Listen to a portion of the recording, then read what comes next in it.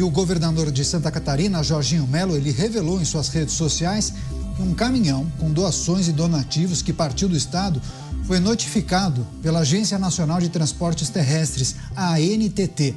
De acordo com o governador, um servidor da Defesa Civil de Florianópolis recebeu uma multa durante o transporte de doações aos gaúchos. Ele afirmou compreender a importância das regulamentações e responsabilidade dos servidores em cumpri-las, mas pediu bom senso, dizendo que nenhuma norma deve se sobrepor à missão de todo agente público, que é ajudar as pessoas. De acordo com informações, os veículos foram multados por excesso de carga, mas seguiram viagem após fiscalização e entregaram as ajudas no estado do Rio Grande do Sul. Vou começar com o José Maria Trindade em Brasília, capital federal. Zé, seja muito bem-vindo. Uma ótima noite a você.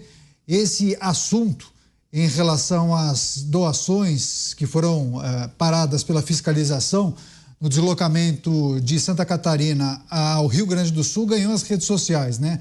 Muitas informações foram compartilhadas, teve uma equipe de televisão que fez uma reportagem em relação a isso e muitos comentários. O que é importante destacar em relação a esse episódio e também ao alerta do governador Jorginho Melo, o senso de urgência deve se preponderar nesse momento, Zé? Isso aí é igual o cavalo em cima da casa, né? Não deve acontecer. O deputado Coronel Meira foi para o plenário dizer que isso aí é, na verdade, uma burocracia para o criminoso. Boa noite, Daniel. Boa noite, Mota. Boa noite, Beraldo. E boa noite a você, que está sempre aqui nos Pingos nos Is. A gente acompanha todos os movimentos, inclusive tragédias, né, que acontecem no Brasil e pelo mundo, infelizmente. Olha, essa burocracia burra, fechada, ela não deve existir.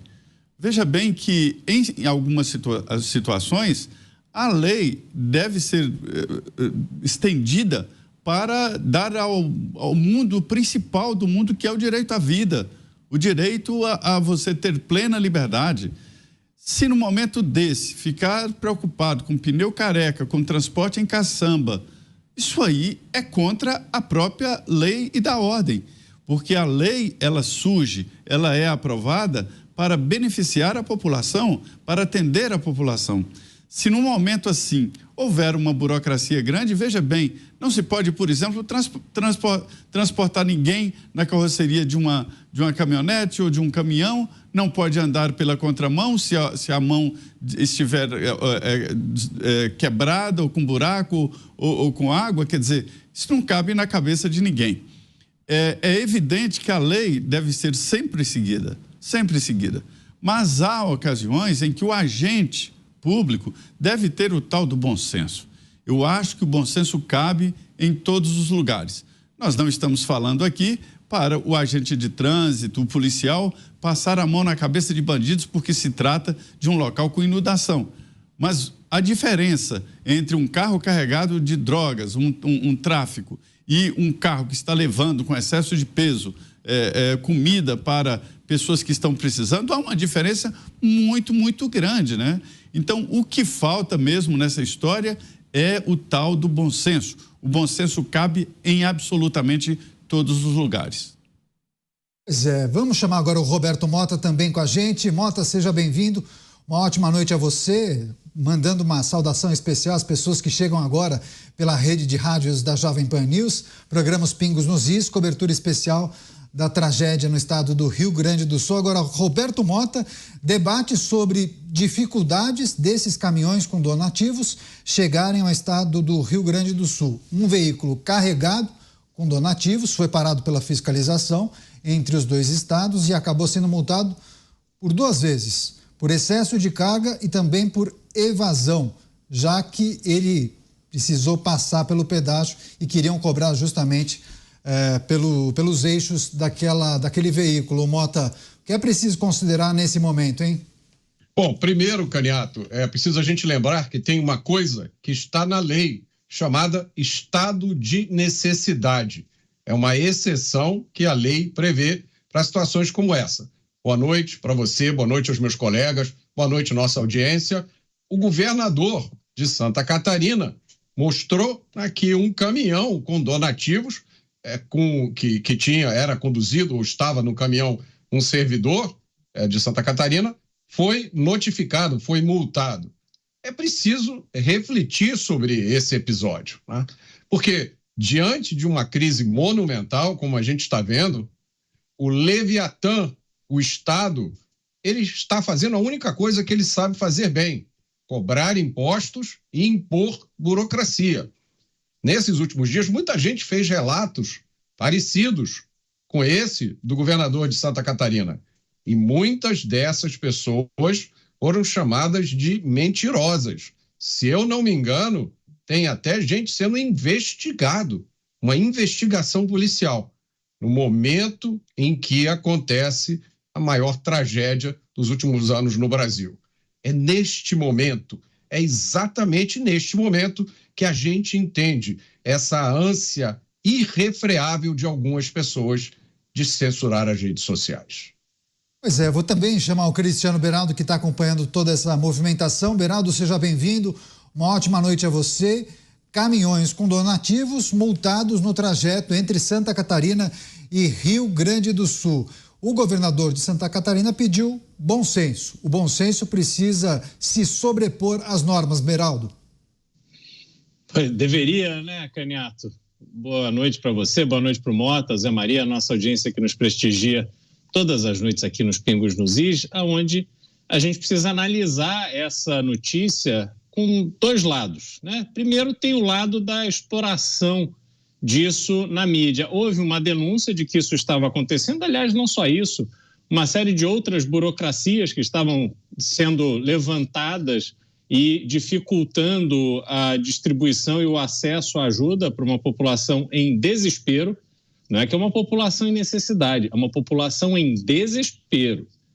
E isso foi utilizado pelo governo, sobretudo, e por parte da imprensa, para apontar dedos, atacar, acionar a Polícia Federal, estavam espalhando fake news, né, que eram influenciadores malvados que estavam aí propagando desinformação e tal, porque estavam justamente levantando esses pontos, essas complicações.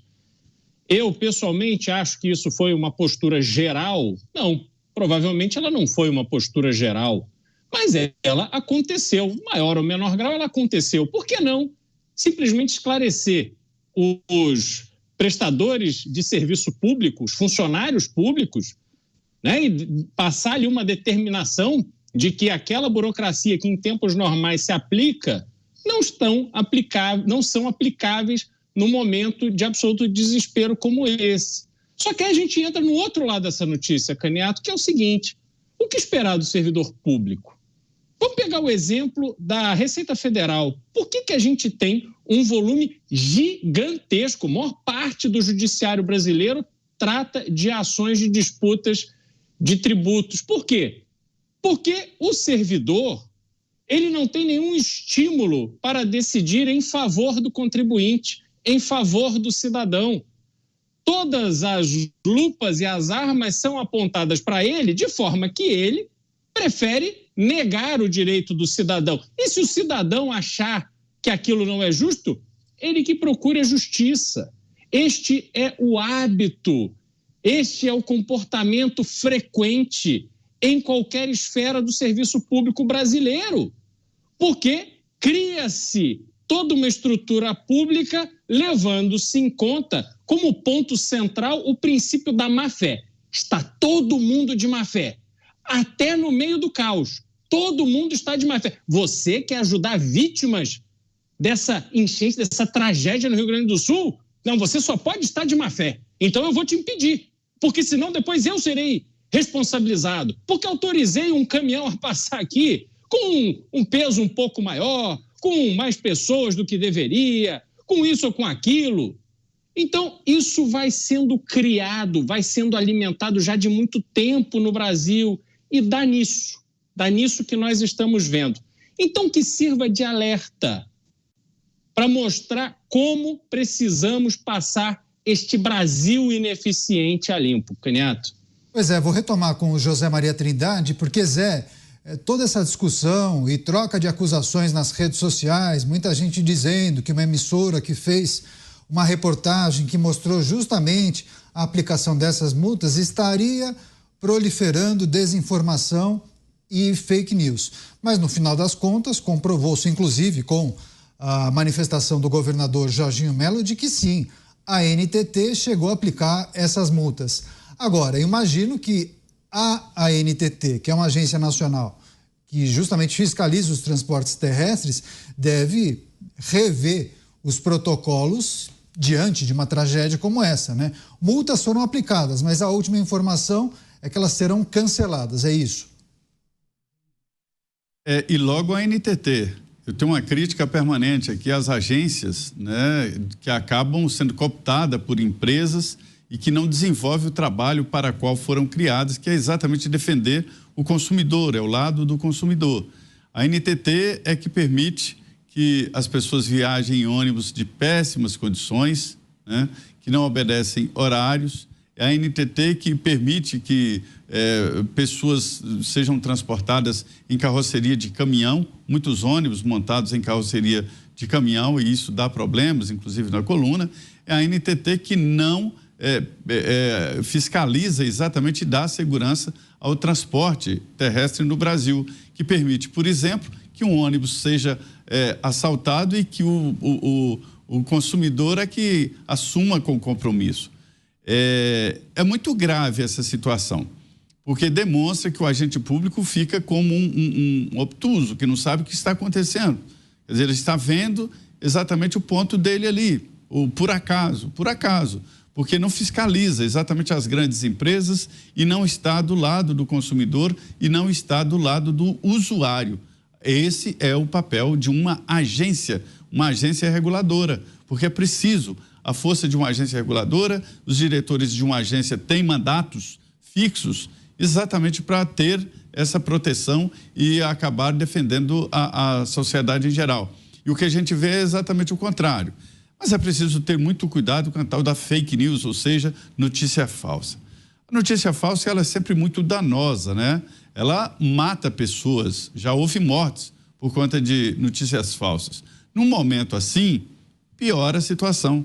Eu ouvi aqui de vários setores, inclusive de integrantes das Forças Armadas, reclamações sobre notícias falsas e ataques exatamente neste momento. E está certo a Polícia Federal investigar a origem e quem é que está esparramando essas notícias falsas que atrapalham o atendimento público a quem está realmente precisando, né? Pois é, vou justamente passar para o Roberto Mota. Mota, justamente por conta desses debates que nós acompanhamos nas últimas 24 horas, em razão dessas multas que foram aplicadas nesses caminhões que saíram de Santa Catarina e foram ao estado do Rio Grande do Sul, o que é preciso considerar sobre a politização da informação? Não se perde uma energia enorme discutindo algo que não é prioridade nesse momento. O que é prioridade? Resgatar as pessoas, cuidar das pessoas. Só que a gente está debatendo algo que acaba sendo, a gente deveria colocar em segundo plano. Mas você observa, uma emissora criticando a outra, a gente pôde ver isso. Muitas pessoas receberam esses recortes no celular. A emissora A criticando a reportagem da emissora B, dizendo que é fake news. Da emissora B emite uma nota dizendo que não, estamos reportando o que aconteceu naquela fiscalização. Enfim, politizaram a informação, né, Mota? Esse é o grande ruído, Caniato, da liberdade. É muito melhor isso do que o silêncio pesado do totalitarismo, né? É muito melhor a gente ter discussão e debate do que ter alguém impondo o que ele acha que é verdade. Vamos começar do começo. Esse sequestro de agências reguladoras, justamente por quem deveria ser regulado, tem um nome, se chama captura regulatória. Quem estuda um pouco esse assunto não se ilude mais com essa coisa de agências reguladoras. O Thomas Sowell já explicou que isso não funciona em nenhum lugar do mundo. Ele já explicou isso faz tempo. Agora, esse episódio aqui da nota fiscal, da multa dos caminhões, né, traz duas lições importantes. A primeira lição é que nada substitui a liderança. Nada. Uma voz de comando. Uma liderança que diga, nós vamos trabalhar desta forma, que imponha um regime, né, uma forma de ação. A segunda grande lição desse episódio que a gente tem que tirar é como são frágeis as coisas que nos cercam. A gente olha para a volta de nós, né, para a nossa civilização, tudo que está na nossa rotina, e a gente acha que tudo isso é garantido, que tudo isso vai durar para sempre. Não existe a possibilidade das coisas não estarem funcionando amanhã. Aí vem uma sequência de chuvas fortes e o nosso mundo vai por água abaixo. E a ironia disso tudo, Caniato, que eu acho que é talvez a parte mais importante desse episódio, é que no meio desse caos nós descobrimos a força das pessoas, a força dos indivíduos, a força dos voluntários. É essa força que está salvando vidas, resgatando pessoas e cuidando de quem precisa. A hora de dor e sofrimento máximo do Rio Grande do Sul é ao mesmo tempo, está sendo ao mesmo tempo a hora da descoberta do poder do cidadão comum. E eu quero que cada um desses voluntários, cada um de vocês que está agora aí na frente de batalha, entrando na água, socorrendo pessoas, eu quero que você receba o meu abraço e o meu cumprimento, porque vocês me relembraram o orgulho de ser brasileiro. Pois é, são muitos voluntários que ajudam nessa força-tarefa no Rio Grande do Sul. 80% dos municípios atingidos, impactados de alguma forma pelas tempestades e fortes chuvas. Antes de passar para o Cristiano Beraldo, eu vou trazer uma informação adicional, porque depois dessas denúncias, a Agência Nacional de Transportes Terrestres, a ANTT, anunciou uma série de medidas de flexibilização regulatória e de fiscalização com o objetivo de facilitar o transporte de donativos e também o deslocamento de passageiros na região. Entre as principais medidas estão atendimento prioritário e dispensa de fiscalização nos postos de pesagem veicular, flexibilização do transporte rodoviário de passageiros, isenção de tarifa de pedágio e facilitação do fluxo de veículos de transporte rodoviário de carga. Você, Cristiano Beraldo, ou seja, esse conjunto de medidas corrobora com um erro de protocolo que a própria ANT identificou, né? Precisou a reportagem de uma emissora apontasse essa distorção em meio a uma catástrofe para que a ANTT tomasse essa decisão. Podia já ter se antecipado, né, Beraldo? Pois é, Caniato, mas aí a gente precisa lembrar que não temos protocolo da União em momentos de catástrofe, em momentos graves, aonde a União deveria, então, exercer o seu papel de liderança. Porque o nosso pacto federativo, ou seja, o arranjo estabelecido para a gestão do Brasil, pressupõe que os prefeitos, os vereadores, os munícipes são absolutamente incapazes. Os governadores são um pouquinho menos incapazes, mas ainda assim incapazes. E toda essa estrutura precisa da mão forte de controle da União. Aí nos deparamos com uma situação gravíssima, desesperadora, como estamos vendo no Rio Grande do Sul. E aí é de se esperar que a União, neste momento, então, exerça a sua liderança e tenha lá um protocolo para lidar com momentos como esse. E aí a gente descobre o óbvio, afinal de contas, estamos no Brasil. E o óbvio é que a União não tem absolutamente nenhum protocolo, não tem nenhuma condição de liderar nada. E aí a gente viu uma série de entrevistas, a gente viu sobrevoos, a gente viu um minuto de silêncio no Congresso Nacional. Uma imagem de respeito às vítimas. Vamos fazer um minuto de silêncio. E ninguém pensou o óbvio. Ora, afinal de contas, como se pode deixar alguém que não tenha raiz amador pilotar um jet ski para salvar vidas numa enchente? Isto é inadmissível! Até que alguém parou e pensou, ora, será que não seria o caso da gente revogar coisas tão elementares? Porque está óbvio na nossa cara e isso está causando dano e está causando morte.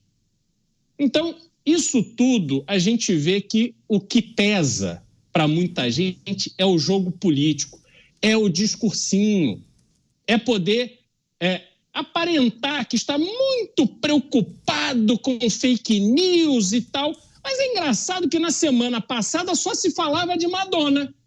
Aí passou o show da Madonna, pronto. Vamos nos preocupar com o quê? Vamos nos preocupar com a tal fake news, que é tudo fake news. O governo é o máximo. O presidente da República é o máximo. Todo mundo é o máximo. Agora que a Madonna foi embora, vamos voltar para a turma abençoada de Brasília. Então, isso que a gente viu, isso é absolutamente ridículo, medíocre do ponto de vista profissional. E, de novo, reforço aqui o meu orgulho, a minha alegria de ter a oportunidade de estar numa emissora como a Jovem Pan, participar de um programa como Pingos nos Is, onde a gente pode debater e discutir e colocar as coisas como elas efetivamente são.